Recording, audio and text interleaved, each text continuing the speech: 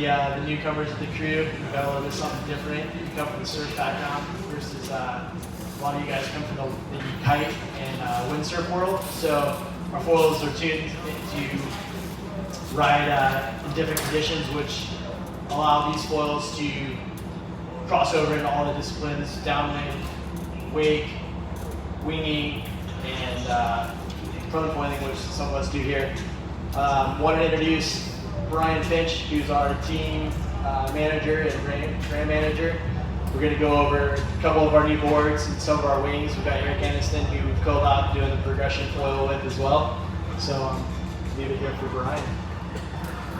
Oh, excuse me, we're gonna have Eric come up first.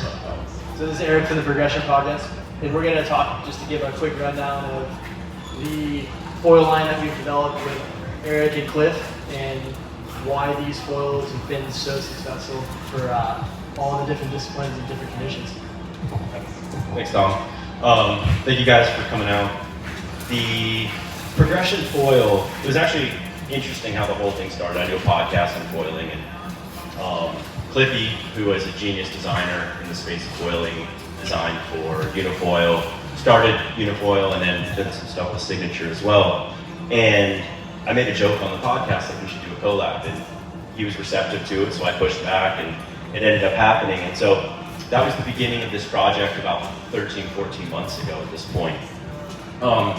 And I wanted to take that opportunity when we had, the ability to build a foil, and there were no guardrails in what we could do, to really take time and figure out what we wanted to accomplish. And what we landed on was something that would be incredibly easy for anyone to fly.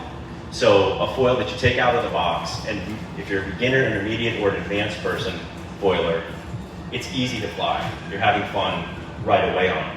We did not want to give up anything on the surf performance.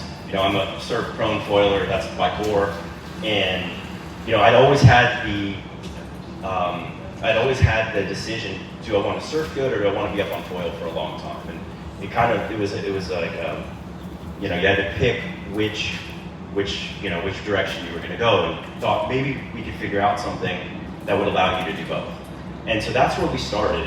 And what we decided at the beginning was that what was going to allow us to do both was glide. And so really the progression foils started with glide and balance. And so stoked to announce here at the show the 125 and the 200, the extension of the range. So we've had the 140 and the 170 in the market now for about 6 months. Tons of folks are on them and loving it. And I feel like if you've ridden a progression, you understand it's easy to ride. It turns really intuitively. But we wanted to extend that range, and for 125, make something that guys in heavier water going faster will be able to appreciate. The higher level foiler as well. Someone like Brian in Florida is going to be on the 125, predominantly. And then with the 200, to drop that range down to the low end, to where you're downwinding and really like bumps, or having 10-minute runs in really small surf. And both of those foils do that, and so it complements the range. So here's the 125, if you want to check it out. If you've seen the 140, it is the same span as the 140, and where we added the performance is by shaving forward. So it's the same foil section, pretty much. We kept the rake there as the 140, so that's where you get your stability from. And it's going to surf. One thing that we tried to do with the whole range, and I think we succeeded with it, is to keep the feel of the progression line the same. So the foils don't look the same, but they feel the same when you're riding. So you can go from the 125 to the 140 to the 170, and you don't have to change your tuning, you don't have to change the way you foil, your stance is going to be in the same place, and it's going to turn the same way. It's just going to be faster and more efficient, or you're going to have more low end and lower stall speed. And then the other thing that we're announcing right now is the progression tail. So if you guys have ridden, say, the 3-pack, this is going to be closest to the Shiv tail. I really enjoy the balance on the Shiv. The Shiv is really intuitive to ride, pushes enough through turns, it doesn't get weird when you get going fast. And I like that feel, I just wanted to go faster. So it's a similar profile, foil section, and then a lot thinner. And so through that, you get a lot more efficiency and a lot more speed out of it. And with carbon, you still get really good low end. You know, we actually did this proto in G10 and it just didn't work, it's too thin. It was just way too much flex. So it wasn't until we got the carbons that we knew that it was gonna work. And that's really lit up that range. So that's the progression line. If you get a chance to demo, we've got everything here at the show. Go out and ride them. See if you feel, like you've had a bunch of people come through. Everybody's pretty stoked when they get back. So it's the feel that we wanted, and I think a lot of people, a majority of foilers, will like it. So the other thing that we can announce right now is the mast that we have been working on. So this is the progression mast, and it is in katana construction. So it's an incredibly stiff mast. It's much thicker than the katana. And so, as soon as I say that, people are all like, oh, it's going to be slower. Well, yes and no. So what happens is, if you have the same amount of mass in the water, it's going to be a touch more drag than the katana. But because it's so much stiffer, what you find is that people initially are flying a little bit higher. And so now I'm flying probably 2 to 3 inches higher on the mast than I do on the katana, especially on the bigger foils, because it is so stiff. It's the stiffest mast I've ever ridden. Other changes are the cord does not taper for the first about 40% of the foil. And what we found through testing is that when you are surfing and you're going into harder carbs, you're going in and out of the water, so the mast is coming in and out of the water. And what happens when that happens, if you have a lot of taper, the mast is actually acting as a foil, so you're getting different forces through the turn. And I've always gravitated, I love masts, No Limit, Sagers, there's some of the aluminum masts. I've always surfed those really good, and we couldn't figure out, is it stiffness thing? Is it, we did some testing, and we actually started off with some absolutely straight ones. We found that you only need about this much of the mast to be the same cord, and then you can taper to get added stiffness. And so that's what we did here. It's a vertical leading edge, so there's no taper back, and the bolt set is back about 1/2 inch from the katana, so you get 1.3 inches more box. So if you're on a board where I wish I could go a little bit farther forward, you're a little over an inch farther forward on this mast. Front of the mast is also a little bit hydrodynamically engineered so that if you're downwinding, a little bit easier to start. I don't know if it's negligible or not, but it makes sense to do it that way. So that's the progression foil line, and I guess we're off some boards now.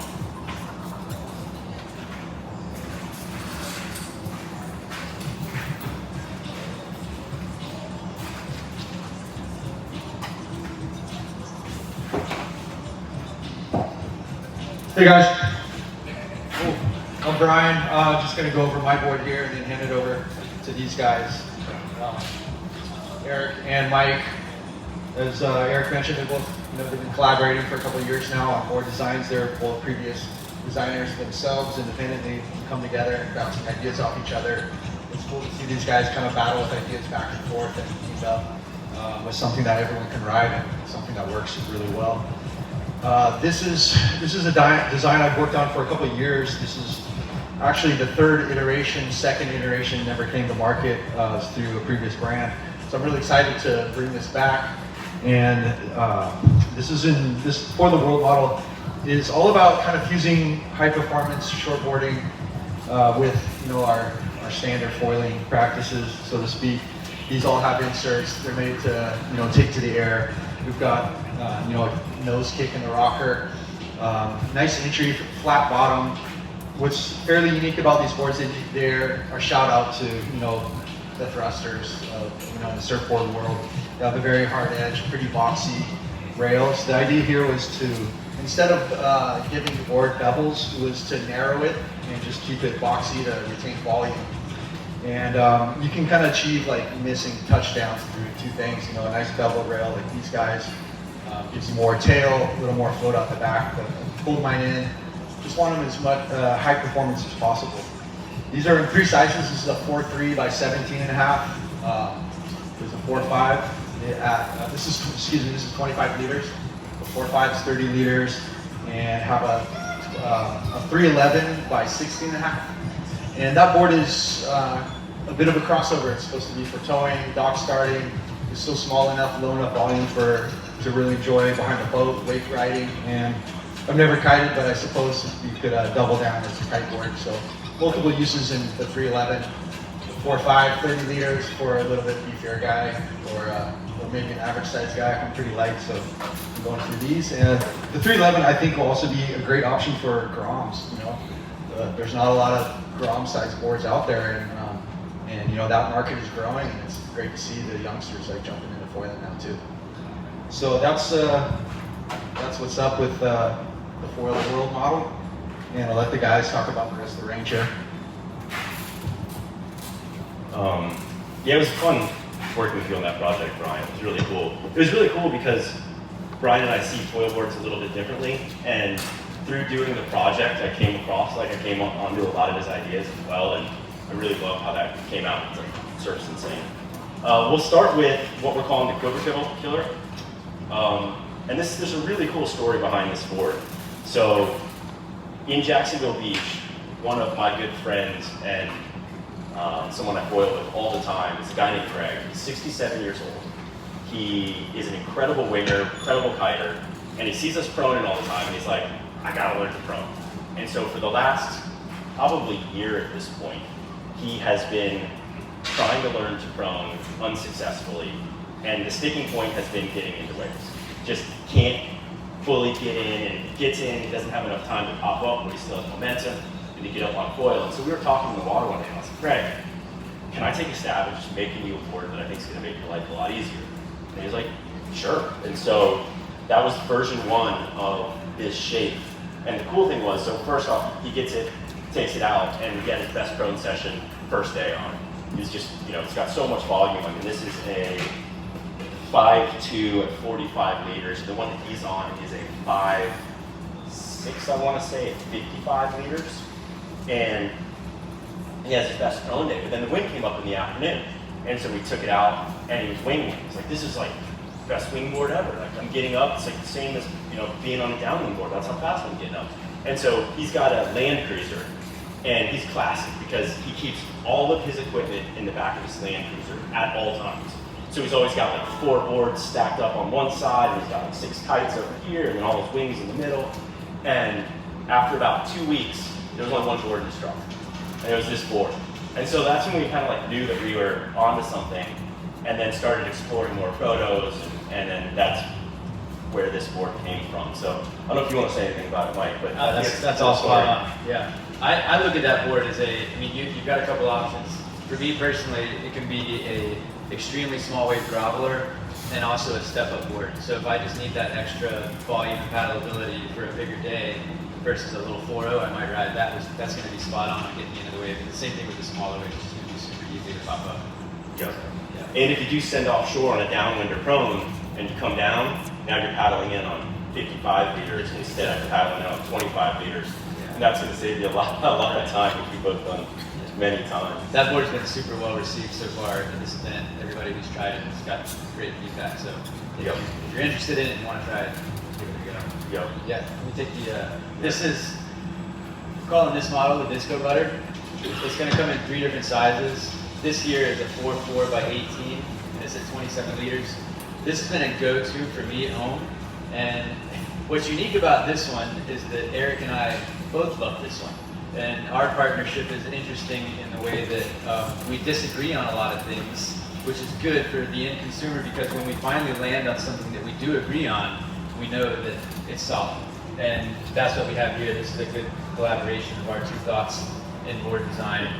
We've been shaping boards together for 3 years now, and we don't ever ride the same model. Yeah. This stuff that he rides, this is the first board that we both ride, like right now. For one reason or another, there's always something with each of our individual boards that, you know, just works best for us. But this one really does work good for both of us.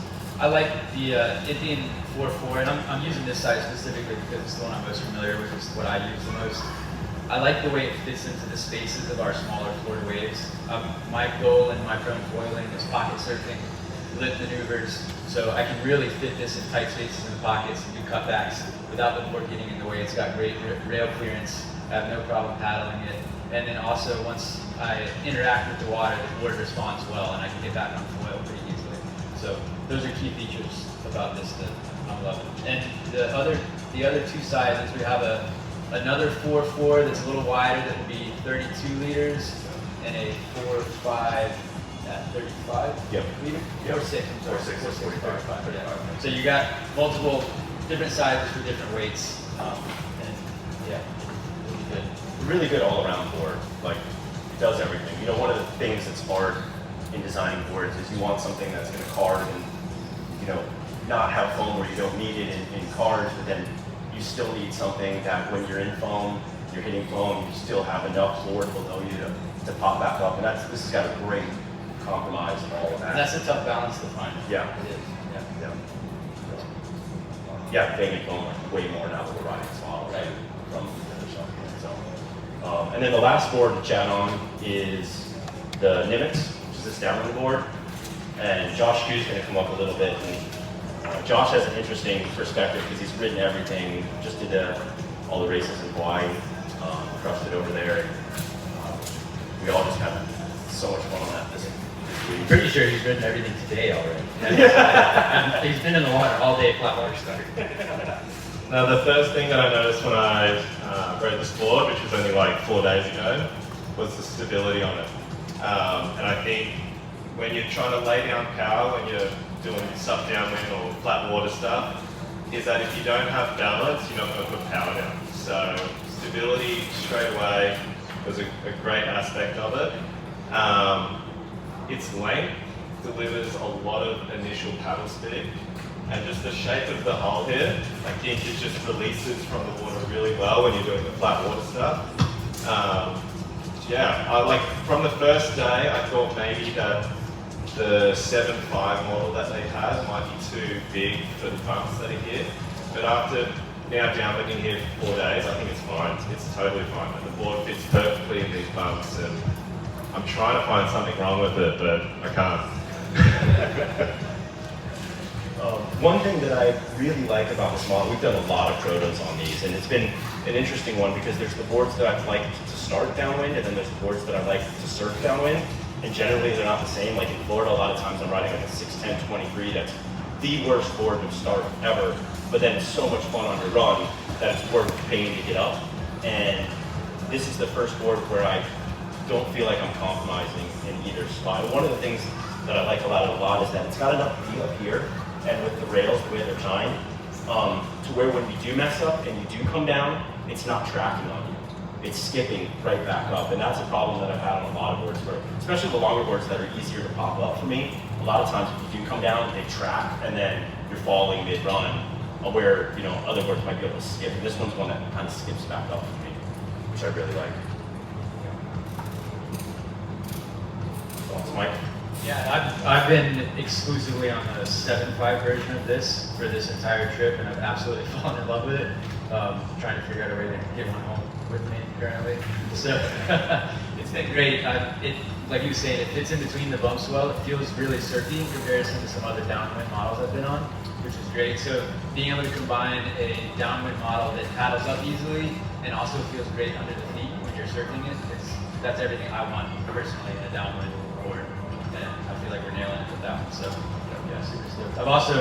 I have yet to paddle up the 170 in flat water, and just yesterday I was able to paddle up the 170 in flat water on the 7.5. And I'm like 185 pounds, so I think that's pretty good for me. For me personally, I'm stoked to see that board's capable of doing that. So yeah. It was interesting. So this is the 710 model. So this is 120 meters, which is really big for anything that I normally ride. And I got stuck riding it on one of the really good days. Like I guess Monday at Rufus, I was stuck on because everyone got there earlier to grab board. Oh no, I'm stuck on it.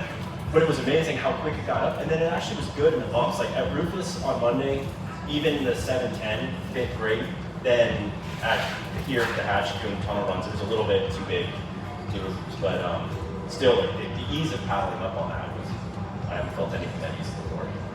For those of you guys out there that have not tried a downwind board with winging, that is a whole nother cheat code level. And I winged the 7.5 yesterday, and the same principles, just super easy to get it off the water and get on foil, which is great. So the light wind winging setup, yeah, killer option. That's it. So I think that's it on products that we're showcasing and open it up for questions if anybody has any, or wrap it up.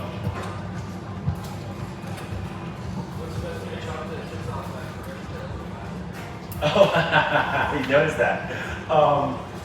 I use a Makita like grinding wheel. It's like a sander to do all my chops. I just round it. You can actually just kind of follow the line of the where the tip starts. Just kind of round it. I round the back, not for performance thing, just because, yeah, I hit stuff all the time, especially like with foam and whatnot. So I try to keep everything as safe as possible. How many iterations do you have to do Can we say that? Yeah. So for some of them were easier than others. Like the 200 took what, like 7 or 8 months to get right. The 200 was a lot of six iterations maybe.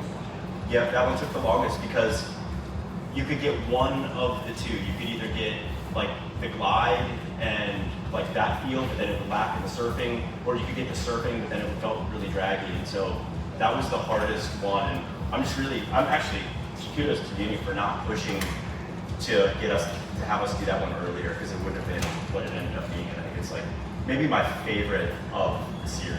I know everyone would probably say the 125, but I think the 200 is have a wing that's that big that you can still surf. And like surfing, yeah, that's my favorite. Yeah. Lazy. You're lazy. I just don't have your cardio, bro. Yeah, 200, that's a fun way, yeah, all around. Yeah. Thank you guys.